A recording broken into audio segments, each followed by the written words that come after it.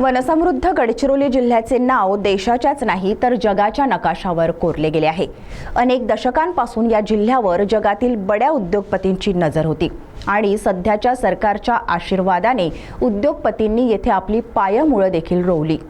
एकीकडे गडचिरोलीतील जगप्रसिद्ध सुरजागड लोहखान तर दुसरीकडे दुर्गम भागातील टोंगळाभर चिखलातून वाट काढणारे गावकरी।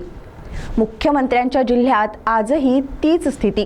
देशाच्या स्वातंत्र्याला 7 दशकाहून अधिकचा काळ उलटूनही सिरोंचा तालुक्यातील वाहतुकीचे रस्ते सोडा पण साधे पाणंद रस्तेही सरकारला नीट करता आले नाही।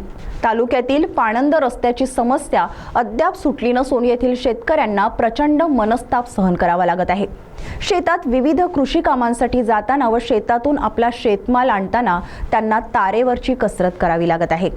जिल्ह्यातील शेवटच्या टोकावर असलेल्या अतिदुर्गम अशा सिरोंचा तालुक्यातील आदिवासी ग्रामस्थ अजूनही मूलभूत सुविधांसाठी तळमळताना दिसत आहेत। सिरोंचा तालुक्यातील जाफराबाद भागात पाणंद रस्ते शेतकऱ्यांसाठी महत्त्वपूर्ण आहेत, मात्र याच रस्त्यांची पावसामुळे वाट लागली आहे।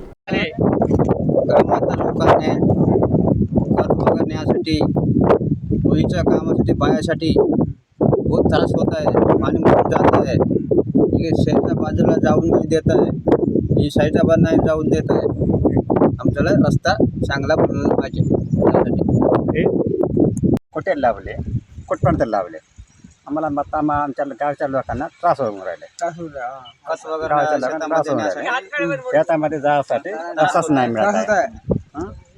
हेच प्रॉब्लेम आहे।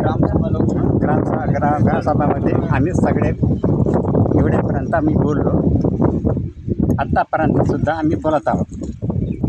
माहिती सगळं बोलत आहे।